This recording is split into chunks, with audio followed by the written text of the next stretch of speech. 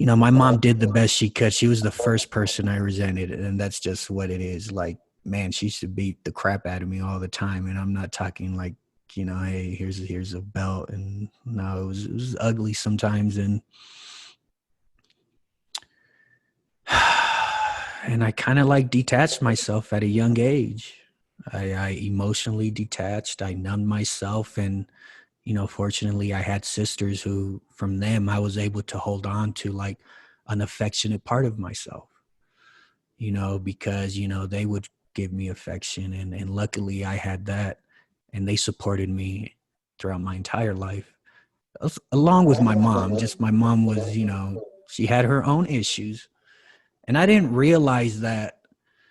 As a kid, you're not going to stop loving your mom. So I loved her. It's just there wasn't a real like emotional lovey-dovey relationship, and I kind of in my heart blamed her for me being violent. Like anytime I'd get in some pretty ugly things, I'd be like, this ain't worse than what my mom did to me. So that's how I justified a lot of things. Even when I went to prison, when I was in the LA County jail, I told one of the homies, I was like, whatever happens in here isn't going to be worse than what I've already experienced. This is what you can hurt me physically, you can't hurt me emotionally, because I've already built the protective layers for that. But when I was in prison for all those years, and I met so many different people with different stories, and we all had similar themes, dysfunctional family, absentee dad, and a lot of them were worse. I finally was able to like open my eyes and like, hey, like my mom did the best she could with what she was given. Because I'd never forget one of the homies was like, I never knew my mom. Another homie was like, yeah, I knew my mom, but she had a different guy over every weekend. She didn't care about me.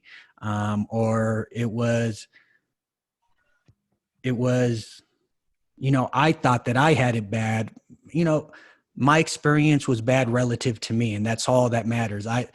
There's no comparing them.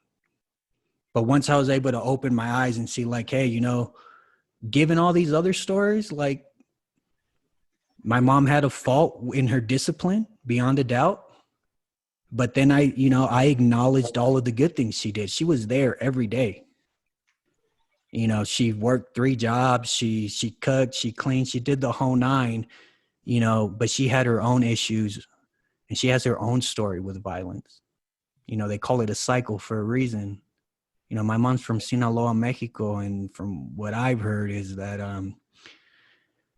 she had it pretty bad, and how can I blame her and really hold that resentment towards her for something that, I get emotional because we have that connection. I know how she felt when she was getting beat because I felt the same way.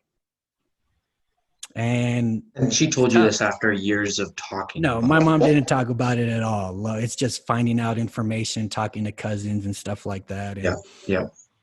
And I just, I was able to see her as a person.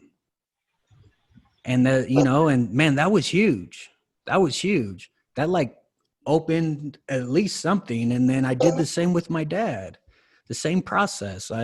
You have the questioning, the whys, the crying. My dad opened his home to me when I got out of prison, 2 years on parole, and I got to know him.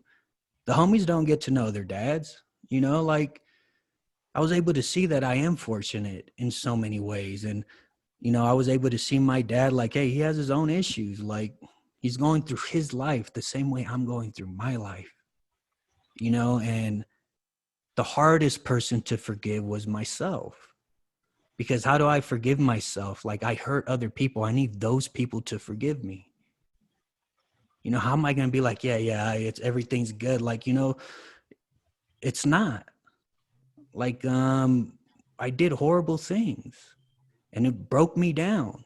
The whole facade, the persona, everything. I couldn't stand my own reflection in the mirror, and I couldn't come to terms with how to forgive myself. So the only way I was able to do that was, hey, I had to go to something bigger than myself, and I had to go to God.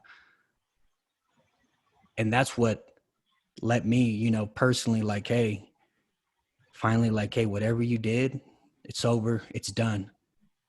Don't sweat it. Move forward.